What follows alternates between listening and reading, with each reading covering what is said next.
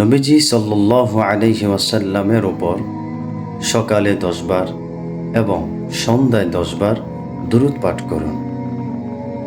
এতে নিশ্চিত আশা করা যায় রাসূল সাল্লাল্লাহু আলাইহি সাল্লামের আপনি সুপারিশ পাবেন। প্রিয় ভাই আমার বোনেরা, আমরা কত সময় কত জায়গায় অযথা নষ্ট করি, কত সময় অযথা কথাবার্তায় লিপ্ত হয়ে আমরা অযথা সময় নষ্ট করি।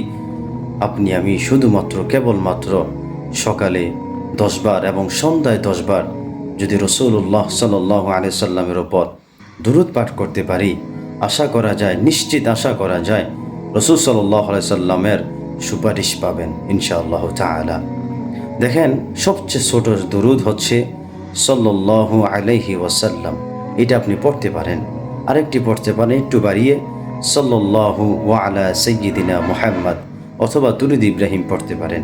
আমি আপনাদেরকে বলবো, হয়তো সাল্লাল্লাহু আলাইহি ওয়াসাল্লাম বেশি বেশি পড়ুন, না হয় সাল্লাল্লাহু আলা সাইয়্যিদিনা মুহাম্মদ বেশি বেশি পড়ুন।